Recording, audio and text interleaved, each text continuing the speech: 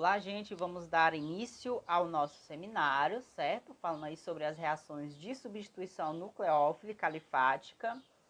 Estamos apresentando esse trabalho para a disciplina de Química Orgânica, ministrado pelo professor Michel Gonzalez. Meu nome é Carlos Adriano, vou falar aqui um pouco sobre a introdução. Os meus colegas Cássio Silva, Maílson Pereira e Tainara Rocha vão dar continuidade a este seminário, a esta apresentação, ok? Então vamos lá, reações de substituição nucleófila alifática. O que é, né? Introdução. Lá em Química Orgânica 1, estudamos a química dos hidrocarbonetos, né? Inclusive, trabalhos anteriores a essa disciplina, nós fizemos apresentações relacionadas a esta química dos hidrocarbonetos, né? Que são os alcanos, os alcenos e os alcinos. Vimos que as reações químicas dos compostos insaturados, ou seja, os alcenos e os alcinos, se processam principalmente por mecanismos de adição, né? Enquanto os compostos saturados, que são os alcanos, são pouco reativos. Além da falta de ligação dupla e tripla, né, que existe nesse tipo de ligação aí. Essa baixa reatividade dos alcanos ocorre por essa classe, né, de moléculas, por ser formada apenas por átomos de carbono e de hidrogênio, certo? E também outra característica é por ela ser apolar, ok, gente? Então, de outro modo, os compostos pertencentes aos outros grupos funcionais, né, orgânicos, eles seguem outras tendências, né? Por exemplo, moléculas orgânicas que têm um átomo ou um grupo, né, de átomos eletronegativos ligados a um carbono, né, com hibridização sp3, né, que seriam moléculas polares com ligações simples, não sofrem reações de adição, né, mas sim reações de substituição ou podendo ser ainda de eliminação. Então, agora nós vamos estudar justamente essas reações, né, de substituição nucleófila, certo? E de eliminação, né, com foco na química dos aletos de alquila. Para podermos falar sobre essas reações de substituição, nós vamos fazer uma recaptura aí de alguns termos, né, sobre esses aletos, né, os aletos de alquila, porque é muito importante a gente compreender primeiramente os aletos de alquila, né, para então poder exemplificar aí uma reação de substituição. Então vamos lá. Os aletos de alquila, quem são? Eles estão localizados aqui na família 7A ou então 17, certo? Eu vou aqui sinalizar para vocês. Eles estão aqui nessa coluna, na família 7A, certo? E eles são quem? É o flu, é o cloro, é o bromo e o iodeto, certo? Então, esses são os aletos de alquila, né? Então, em qual situação ocorre essa reação? Mais lá na frente, a gente vai ver que essas são situações que podem ocorrer reações do tipo SN1, né? E SN2. Então, esse R aqui, que está ligado ao flu, nessa primeira representaçãozinha aqui do lado esquerdo, este R, ele significa o grupo alquila, né? Ligado aí ao flu. Então, esses são os aletos de alquila, certo, gente? Então, as regras gerais dos aletos. Vamos lá para as regras gerais dos aletos. Um aleto de alquila possui um átomo de halogênio, né, ligado a um átomo de carbono com hibridização sp3, né, que é tetaédrico. A ligação carbono-halogênio em um aleto de alquila é polarizada, certo? Porque o átomo de halogênio ele é mais eletronegativo, né, do que o carbono. Portanto, o átomo de carbono ele possui uma carga parcial positiva, né, que é representado por esse sinalzinho aí, e o halogênio ele tem uma carga parcial negativa, certo? Que está sendo representado aqui, né, nessa representaçãozinha aqui do lado. Novamente estou aqui sinalizando para vocês, ok? Então, temos um sinal positivo, né? Uma carga parcial positiva ligado ao grupo de carbono, certo? E temos um sinal aí negativo, né? Que está ligado ao halogênio, certo, gente? vamos dar aqui continuidade. Os aletos de alquila são classificados, né, como primários, secundários ou terciários, de acordo com o número de grupos de átomos de carbono, né, que vamos chamar de R, diretamente ligado ao carbono que contém um halogênio. Então, nessa primeira representação aqui, vocês estão vendo que o carbono, novamente aqui sinalizar, esse carbono aqui, ele está ligado com um grupo de átomos de carbono, né, que a gente chamou de R, aqui, e ele está ligado diretamente ao halogênio, certo? Então, essa representação aqui é uma representação de modo primário, certo? Enquanto a segunda representaçãozinha aqui, esta segunda representação, o carbono, ele está ligado a dois grupos de átomos de carbono, certo? Que está ligado diretamente ao halogênio. Então, aqui é uma representação do modo secundário, certo, gente? E na terceira representação aí, temos um exemplo do carbono terciário, né? Então, os aletos de alquila, eles são classificados como primários, secundários e terciários, ok, gente? Reações de substituição nucleofílica, o que é, né? As reações de substituição nucleofílica, elas estão, né, entre os tipos mais fundamentais de reações orgânicas. Em uma reação de substituição nucleofílica ou nucleófilo, que chamamos de NU, né, representada aí por essa corzinha vermelha, substitui um grupo de saída, né, que é o GS, representado pela corzinha azul, na molécula, que sofre a substituição, né, que é gerado então o substrato. Temos também o substrato. Então, o nucleófilo é sempre a base de Lewis e pode ser carregado negativamente ou neutro, mas na frente vamos ver exemplos. E o grupo de saída, ele é sempre uma espécie que carrega um par de elétrons, né, quando sai. Frequentemente, esse substrato, ele é um aleto de alquila, né, como a gente já viu aí anteriormente. E o grupo de saída é um ânion aleto, certo? Representado aí por esses sinalzinhos, né, por essas cargas de Lewis. As equações vistas a seguir, vamos lá ao nosso primeiro exemplo, ó. As equações vistas a seguir incluem uma reação genérica, né, de substituição nucleófilica e alguns exemplos específicos, né? Então, temos aqui o nucleófilo, que vocês lembram das cores que eu falei? O vermelho e o azul, aqui tá rosa, mas é vermelho, tá, gente? O vermelho e o azul. Temos aí o nucleófilo, né, que é uma base de Lewis, que doa um par de elétrons ao substrato. E aqui, nesse R ligado ao GS. GS é quem? É o grupo de saída, né? E o R é o grupo de carbonos. Ó, a ligação entre carbono e o grupo de saída se quebra e ambos os elétrons da ligação, eles ficam no grupo de saída. Então, quando ocorre esta quebra, os elétrons, né, da ligação, eles ficam justamente nesse grupo de saída, certo? Então, aqui do outro lado, do lado direito, o nucleófilo, ele emprega seu par de elétrons para formar uma nova ligação covalente com o átomo de carbono do substrato. E o grupo, né, de saída, ele ganha o par de elétrons que estava originalmente ligado ao substrato. Então, esse par de elétrons que estava no substrato, quando ocorre essa quebra, ele vai para o grupo de saída. Então, sempre o grupo de saída, ele vai carregar consigo, né, um par desses elétrons, certo, gente? Vamos dar continuidade aqui, ó. Aqui já é outro exemplozinho que eu trouxe aqui para vocês. Para vocês compreenderem melhor, eu vou tentar sinalizar aqui novamente vocês. Então, vamos entender aqui esses sinais, né? Essas representações. Só um momento. Então, vamos lá. Esta bolinha aqui, esta bolinha azul que vocês estão vendo, ela é uma amônia, certo? É uma amônia.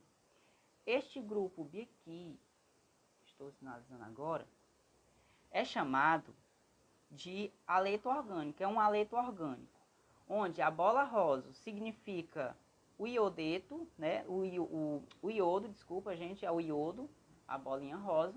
E a bolinha cinza é justamente o carbono, né? Juntamente ligado com essas bolinhas brancas, que são os hidrogênios desse carbono, tá bom?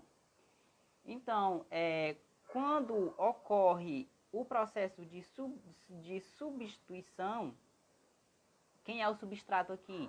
O substrato é justamente esse primeiro grupo aqui, ó, que eu sinalizei para vocês. Aqui é o substrato, vocês estão vendo aqui logo abaixo, né? Quem é o nucleófilo? O nucleófilo é a amônia, né? A amônia ali, que está representado pela bolinha azul. E quem é o nucleófago? Nucleófago é um nome dado ao grupo de saída, né? É outro nome aí que se nomeia esse grupo de saída, certo? Então, o nucleófago é o iodo que quando ele sair, ó, aqui, quando ele já estiver saindo, ele vai se tornar o quê? Um iodeto, né? Então, o iodo, quando ele se desprende, ele vai se tornar um iodeto, ok? Deixa eu limpar aqui. Então, o nucleófilo, ele gosta, né, de núcleos, ele é atraído por cargas positivas, certo? E essa amônia, esse nucleófilo, ele pode ser ou uma amônia, né? Ou então uma base de Lewis, certo, gente? Então aqui é uma representação. Aqui mais em cima vocês estão vendo melhor essa representação. Novamente estou sinalizando aqui para vocês, né? Onde a amônia aqui, ó, ela ataca, é feito esse ataque aqui no haleto orgânico, certo? Que é formado aí pelo iodo e pelo hidrogênio, certo? Então, quando ocorre esse ataque, o iodo que estava ligado ao hidrogênio, ele se desprende, né? Formando-se, então, um iodeto. E o hidrogênio, ele se liga com a amônia, né? Formando um novo grupo. Vocês estão vendo aqui, ó, né? Ó, nessa segunda aqui, ó, é quando ocorre a reação de substituição, ó. Então, ocorre essa ligação aqui entre os dois. Esse daqui é o grupo de saída, que já sai, né, carregando consigo um par de elétrons, né, da representação de Lewis. E é assim que ocorre a reação de substituição, certo, gente? Então, aqui, mais uma vez, temos, né, a representação aqui de quê? Aqui está sendo representado o mapa potencial de eletrostática, tá, gente? Desculpa. O átomo de carbono, né, que é o azulzinho, do substrato, ele tem uma carga parcial positiva, né, sobre essa ligação aqui, sobre esse conjunto. Ele tem uma carga parcial positiva.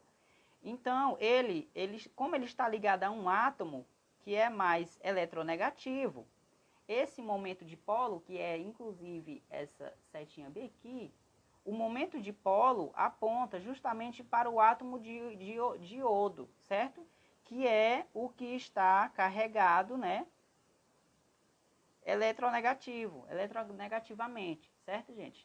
Então, sempre com esses sinais aqui, ó, carga positiva e carga negativa. Vocês sempre vão lembrar que essas cores, vocês estão vendo que do lado do iodo está mais vermelho e do lado do carbono está mais azul, do carbono não, do hidrogênio, gente, está mais azul. Então, isso daqui significa justamente essas cargas, né? Então, aqui é uma representação do mapa de potencial eletrostática. Então, nucleófilos, vamos lá. O nucleófilo, ele é um reagente, né, que procura um centro positivo. Como eu já falei, ele é atraído por esse centro positivo. Então, qualquer íon negativo ou molécula sem carga com um par de elétrons não compartilhado é um nucleófilo em potencial, ou seja, é o alvo, né, dele. Quando um nucleófilo reage com um haleto de alquila, os átomos de carbono, né, que contém o átomo de halogênio, é o centro positivo, né, que atrai o nucleófilo, né? E esse átomo de carbono, ele tem uma carga parcial positiva, porque o halogênio eletronegativo puxa os elétrons da ligação, carbono e haleto. Vocês lembram na representação anterior do mapa potencial eletrostática? Então, é justamente essa carga aí que está falando, a carga parcial positiva. Por quê? Já o halogênio, ele é carregado eletronegativamente, né?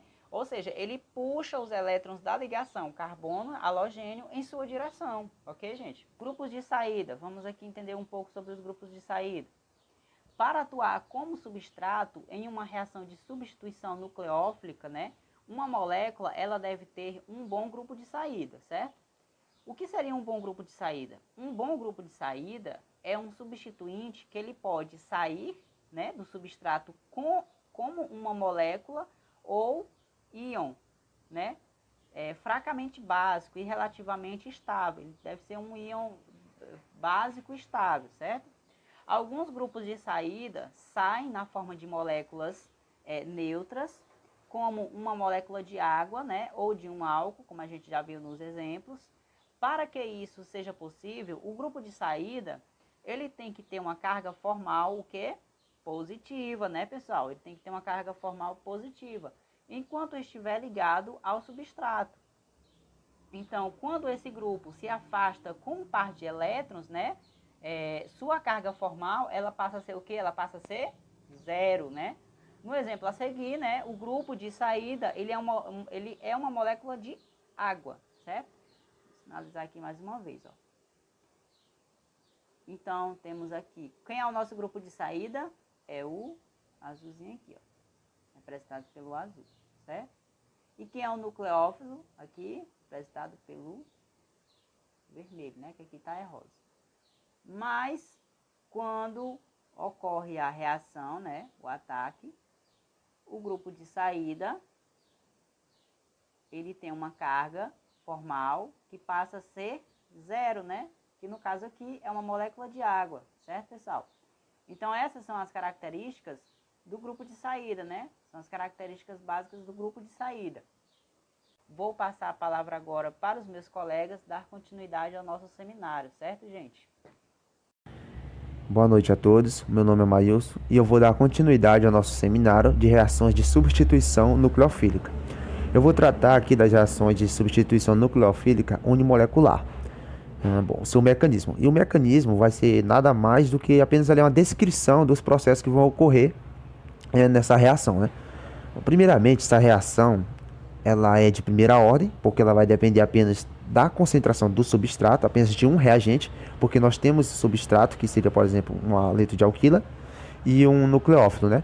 Porém, aqui, aumentando a concentração de nucleófilo, não vai aumentar a velocidade dessa reação. Apenas aumentando, então, a concentração do substrato, ou seja, do haleto de alquila, é que se consegue aumentar a velocidade dessa reação, né? Apenas quando se aumenta um reagente. Por isso, ela é dita como de primeira ordem. Dito isso, a gente vai ver como que ocorre essa reação. Primeiramente, já vai se iniciar com a perda ali espontânea de um grupo de saída. Como a gente já viu, o grupo de saída desse haleto de alquila, né? Ou seja, o halogênio. Ele vai sair, né? Vai ocorrer essa dissociação e vamos ter um grupo intermediário, que seria um carbocátion, que também seria a etapa mais lenta. Essa etapa de dissociação do haleto de alquila para um carbocátion é a parte lenta e a parte que vai determinar a velocidade dessa reação, porque as outras elas são bem rápidas, né?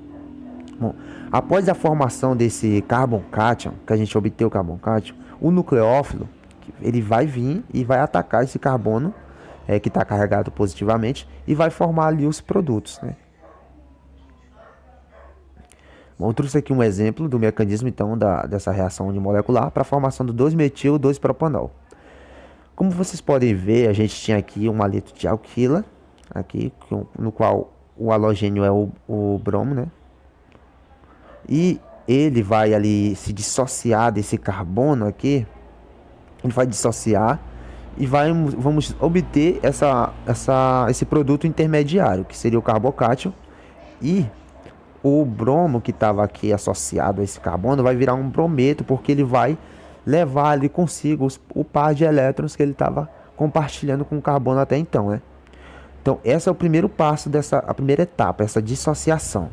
Após isso, após o aleto de alquilo aqui ser dissociado, nós vamos ter aqui então esse intermediário, e após isso, vamos ver que o carbono ele fica positivo, né? Por isso o carboncátion. Então ele vai ser atacado por um nucleófilo. Nesse caso aqui, o nucleófilo, ele é uma molécula de água aqui, olha, que vai atuar como se fosse uma base de Lewis, né? Porque ela tem elétrons sobrando. Ela vai ali e atacar aquele carbono positivo, né? A gente observa isso aqui na imagem. Bom, dando continuidade a essa reação, a gente observa que a gente tem então aqui, olha, a molécula de água aqui, ó, H2O, e um H sobrando, né? A gente vai ver então vai ter um excesso de próton aqui, né? Tá positivo.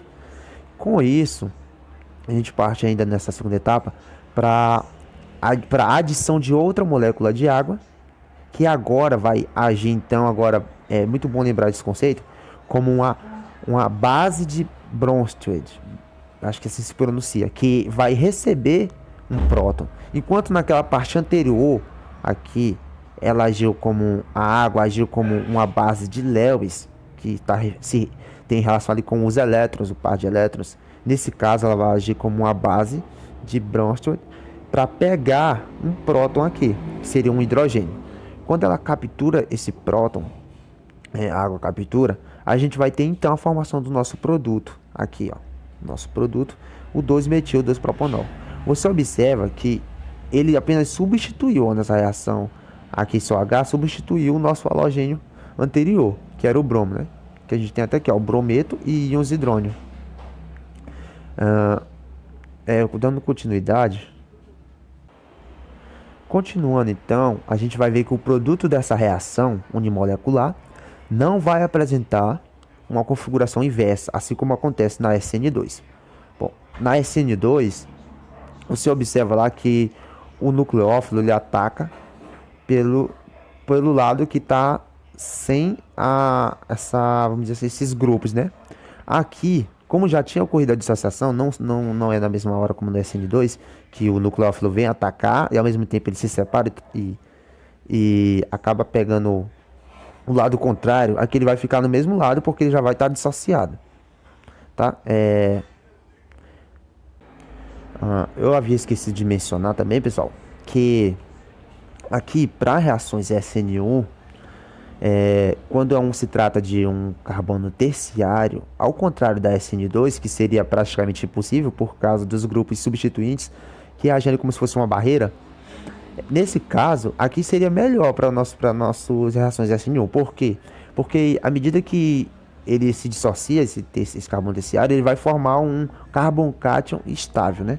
Porque se ele fosse um secundário, ali, ou primário, ele não formaria esse carboncátion estável, que é necessário para que ocorra essa reação, tá? Só lembrando disso.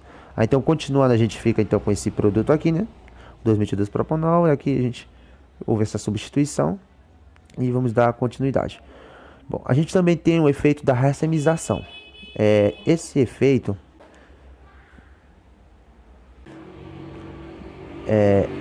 quando ali o halogênio, bem aqui, deixa eu ver aqui na imagem, ó, o halogênio, ele tá ligado a um carbono quiral ou assimétrico, ou seja, quando esse carbono ele vai ser ligado em 4 grupos diferentes, para ele ser quiral, né?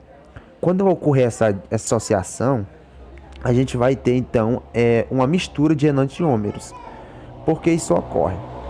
Se observar aqui observe nessa imagem que quando esse grupo aqui dissocia aqui do aleto de alquilo, quando ele era um aleto de alquilo, ele dissociou, o grupo de saída saiu, a gente vai ter a formação aqui, ó, de uma estrutura plana, na qual o nucleófilo ele pode atacar tanto aqui pela frente quanto por trás, como aqui nessa imagem, ó. Aqui que ele está virado de outra forma, né? Mas aqui a parte da frente na esquerda, a parte de trás na direita. Quando ocorre então esse carbono aí, esse carbono do meio, ele é quiral, ele está em 4 grupos diferentes, e o nucleófilo pode atacar por qualquer um dos dois, então a gente vai ter uma formação igual de produtos, metade e metade, no qual a configuração vai ser inversa a esse produto aqui original. Lembra que esse aqui é o produto original, é o primeiro produto. Se então esse carbono aqui for quiral, e ele estiver ligado ao halogênio que vai se separar, e ele formar essa estrutura, aqui só recapitulando, então a gente vai ter a formação da racemização, que é justamente esses dois produtos, mas com configuração uma inversa e uma configuração igual. Dessa forma aqui, pessoal, a gente vai ter então um enantiômero com inversão de configuração, ó, veja que lá estava diferente, e aqui com a mesma configuração daquele que eu havia mostrado aqui para vocês, ó, esse, certo? Bom, então a gente vai ter então essa reação, essa racemização, mas lembrando que isso só vai ocorrer quando o carbono for quiral, estiver ligado ao halogênio, né? Quando ele se separar e o nucleófilo puder atacar ele pelos dois lados. Então, se ele for quiral, tiver grupos diferentes, ele vai fornecer então essa racemização. Bom, aqui só para finalizar, eu trouxe uma coisa interessante que acontece também. Muitas vezes então a gente observa ali experimentalmente que é uma formação não de uma racemização assim igual, mas na verdade há mais grupos inversos do que o grupo original aqui. Você vê que tem mais o grupo inverso, mas isso ocorre algumas vezes. Por que isso ocorre, né? Uma das teorias é que quando o aleto de alquilo está dissociando lá do seu halogênio, como você pode ver aqui, o halogênio vai se dissociando, ele acaba que permanecendo um tempinho por aqui, ó. E quando ele permanecer esse tempinho por aqui, quando o nucleófilo vem atacar, ele acaba atacando só pelo lado de lá, só pelo lado que não tem essa barreira aqui. Então, com isso, a gente vai ver que vai ter, então, mais enantiômeros da configuração inversa aqui, ó. Esse efeito seria explicado por essa teoria, né? Bom, então é isso, pessoal. Espero que tenha ficado entendido a reação de SN1, reações unimolecular. Dando continuidade ao conteúdo, vou abordar um pouco sobre as reações de substituição nucleofílica bimolecular, do tipo SN2. Mas o que seria essa reação bimolecular, né? A reação bimolecular do tipo SN2 é o que? É substituição nucleofílica, no caso do tipo 2, que é bimolecular, porque envolve dois elementos numa reação. Para entender como a velocidade de uma reação, que é a reação cinética, pode ser medida experimentalmente, né, vamos considerar um exemplo real, que é a reação que ocorre entre o clorometano e o hidróxido em uma solução aquosa. Mas que, de fato, como que ele acontece? A reação que eu estou me referindo é essa daqui, pessoal. Então, eu preciso de o quê? De uma determinada temperatura para que ocorra e eu preciso que ele esteja aqui em um meio aquoso para que eu possa fazer o envolvimento dessa reação. Então, bem que eu tenho o clorometano. O clorometano, ele vai interagir com o quê? Com o hidróxido. Outro exemplo, eu tenho esse segundo exemplo aqui, né? O bromometano junto ao hidróxido. Esse hidróxido irá reagir com o quê? Com o bromometano em meio a uma solução aquosa em uma determinada temperatura. A velocidade da reação, pessoal, ela é o que? Ela é proporcional à concentração dessa composição. Então, eu preciso do quê? Para que ocorra? Eu preciso de uma determinada concentração na composição, tanto eles no meu nucleofilo ou no meu aleto de alquila, e com isso a velocidade dessa reação ela irá o quê? Ela irá mudar, ela irá alternar dependendo da concentração. Dando continuidade para a gente poder entender melhor um pouco, de acordo com a determinação de que a reação entre o bromometano e o hidróxido apresentava cinética de segunda ordem, Edward propôs que essa reação se processava via um mecanismo de substituição nucleofílica bimolecular. Um exemplo, vamos tentar entender um pouquinho como que ocorre essa função de substituição. Então aqui, pessoal, vamos entender melhor aqui. A setinha bem aqui, por exemplo. Essa seta, né, indica que os elétrons do grupo nucleofilo atacam o átomo de carbono do aleto de alquila do lado oposto à posição do bromo. Então, o bromo aqui, pessoal, ele vai ser o quê? O meu agente de saída, e o meu hidróxido, que é o meu nucleofilo, irá o quê? Ele irá atacar esse carbono bem aqui por trás. E à medida que o meu hidróxido, que é o meu nucleofilo, eu vou agora abordar ele como nucleofilo. Ele ataca o meu haleto de alquilo, que é o carbono, por trás, ele irá fazer o quê? Com o compartilhamento de elétrons do meu nucleofilo, irá ocorrer o quê? Aqui terá uma grande força de atração, e essa força automaticamente que envolve, que é o que vai ocorrer aqui entre o meu nucleofilo e o meu haleto, irá empurrar o bromo para fora. Aqui no estado de transição, eu tenho um exemplo bem explicado que diz o quê? Que o hidróxido, ao compartilhar elétrons com o carbono, irá o quê? Aqui está ocorrendo uma energia muito forte. Essa mesma energia irá empurrar o bromo para fora. E aqui se formando uma nova composição. O hidróxido aqui vai ficar junto com CH3, irá empurrar, terá essa nova composição, e com isso o bromo fora dela. Um outro exemplo, para a gente poder entender melhor, nessa reação aqui entre a hidroxila com o cloreto de metila, clorometano, perdão, o meu hidróxido com o clorometano irá o quê? Nessa reação bimolecular nucleofílica, ela irá mudar a sua posição, formando um novo composto. Vamos entender melhor como que acontece? Aqui eu tenho o quê? O meu nucleofilo. O meu nucleofilo irá o quê? Compartilhar elétrons com o carbono. E o carbono automaticamente irá o quê? Se envolver com o meu nucleofilo. O meu carbono aqui é chamado de haleto de alquila. E esse meu haleto com o meu nucleofilo irá aqui terá o quê? Uma interação de energia muito forte. E essa interação irá o quê? Automaticamente empurrar o cloro para fora. O meu cloro, como ele é o agente que irá sair, o meu hidróxido, que é o meu nucleofilo, ele irá o quê? Irá automaticamente, com a força, irá interagir com o carbono, e o carbono irá empurrar esse cloro para fora. Aqui na energia de transição, eu tenho o quê? O compartilhamento de elétrons entre o meu nucleofilo com o meu haleto, e automaticamente empurrando o cloro para fora da reação, da composição. E uma curiosidade, gente, aqui no carbono eu tenho o quê? Eu tenho os hidrogênios em uma determinada posição, e na nova composição eu tenho ele em uma outra posição. No momento que a energia do meu nucleofilo com o meu haleto ocorre, aqui além dele empurrar o cloro para fora, ele também irá o quê? Com essa força irá mudar a posição desses hidrogênios. Então acredito, para a gente entender melhor, a substituição nucleofílica é simplesmente isso. Ela é bem simples, ela envolve apenas dois elementos.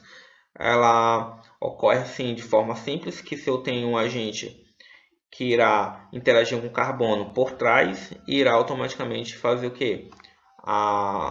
Interagir com esse carbono, formando a nova composição, e irá o quê? Com a energia irá empurrar o cloro para fora, tirando o cloro dessa substância, que irá o quê? Ele vai ficar fora dessa composição, desse novo composto. Então aqui, gente,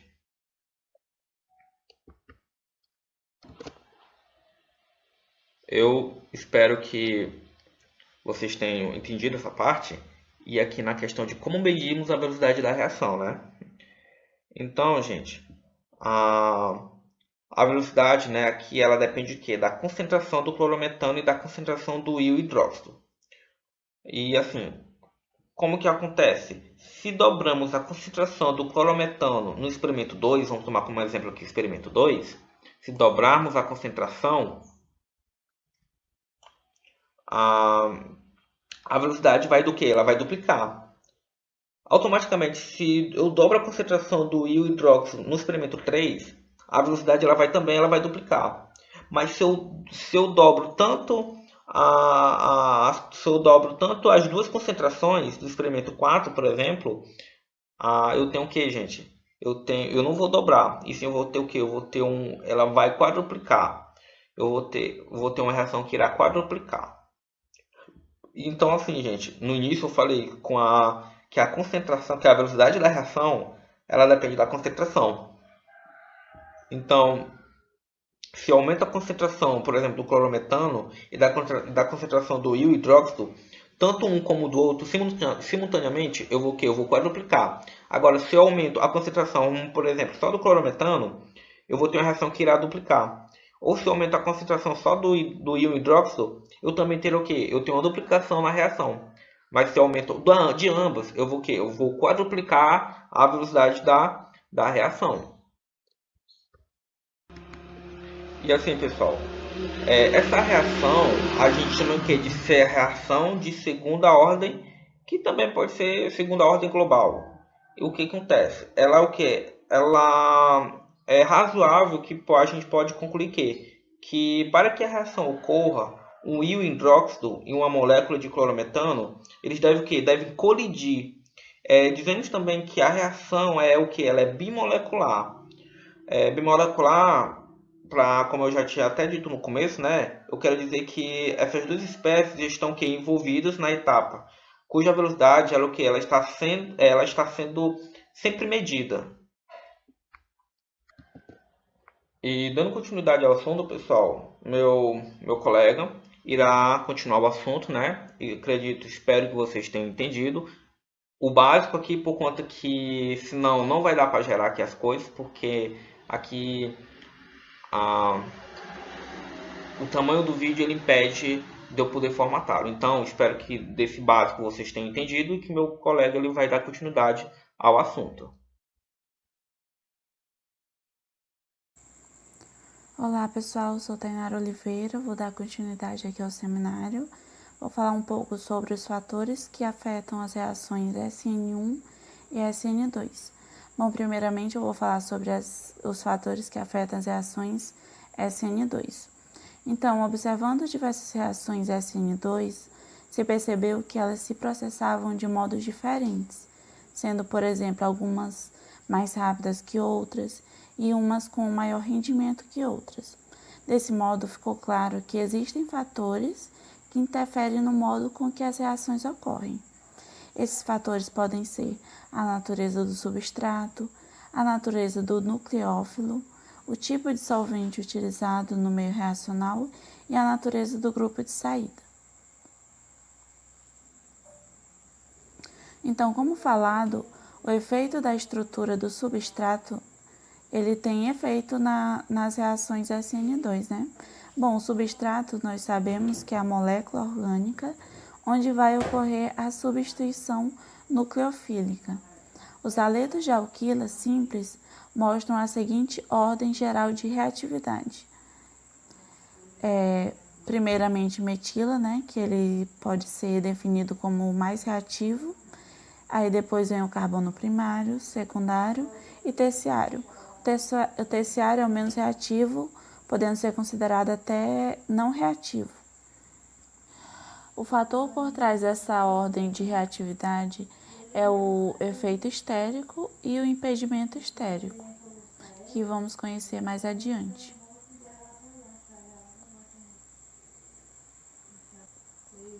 Bom, um efeito estérico é um efeito nas velocidades relativas provocado pelas propriedades de preenchimento de espaço daquelas partes de uma molécula ligada ao sítio reagente ou próximo dele.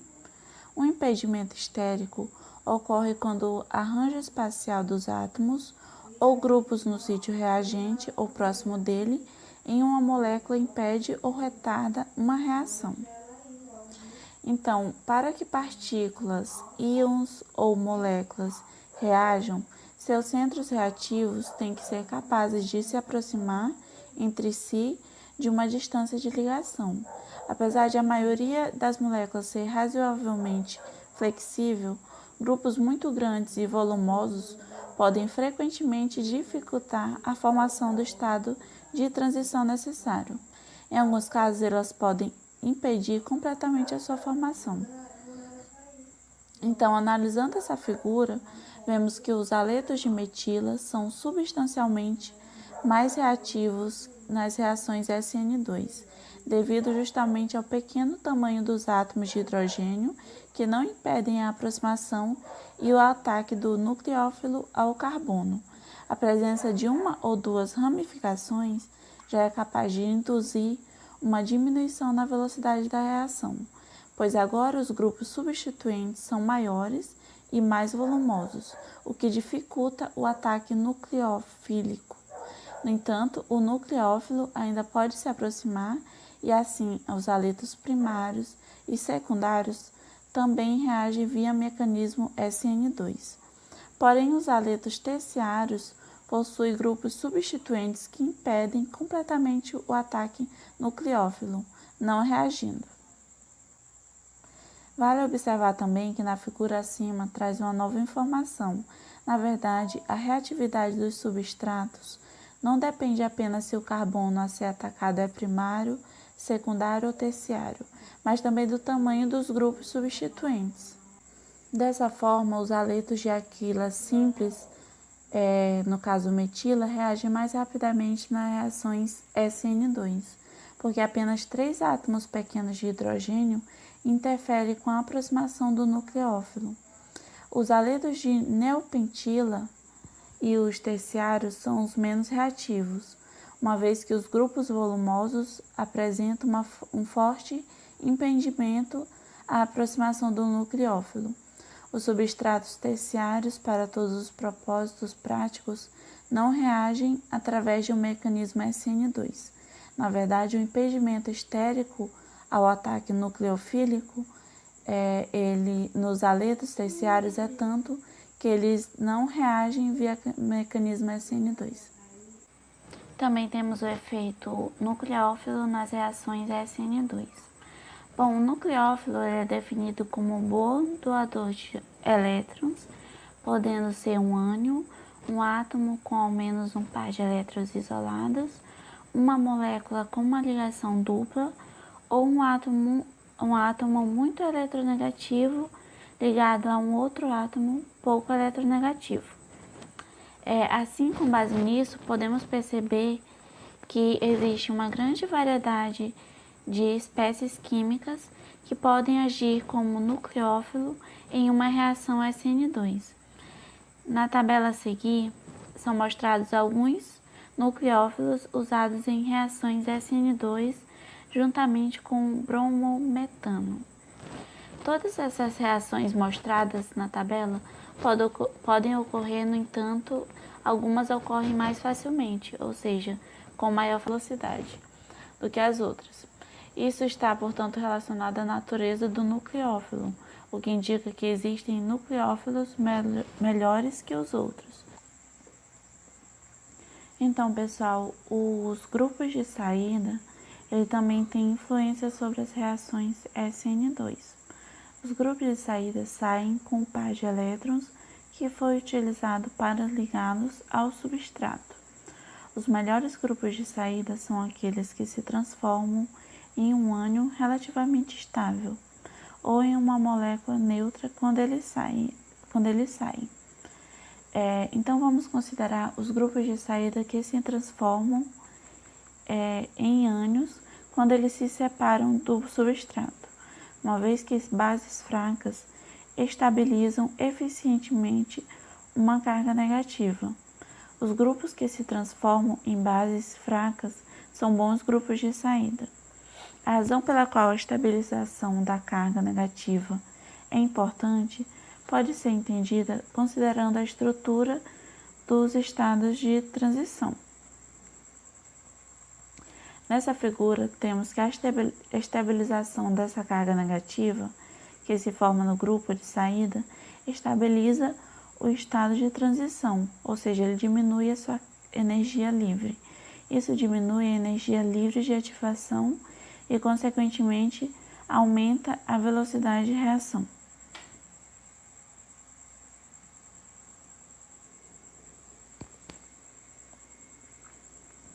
Em seguida, temos o efeito do solvente utilizado nas reações SN2. Bom, as reações SN2 elas são favorecidas por solventes próticos polares, por exemplo, a acetona, o DMF, que é o dimetilformamida, e o DMSO, que é o dimetilsulfito. sulfóxido. As razões relevantes para a ocorrência desses efeitos do solvente envolvem a minimização da alteração do solvente com o nucleófilo em reações SN2. Solventes apróticos polares como acetona, DMF, DMSO e HMPA são frequentemente empregados sozinhos ou como consolventes para reações SN2. As velocidades das reações SN2 geralmente são grandemente aumentadas quando elas são conduzidas em solventes apróticos polares. Agora vamos falar um pouco dos fatores que afetam as reações SN1. Os fatores são a natureza do substrato, a natureza do grupo de saída e o tipo de solvente utilizado na reação.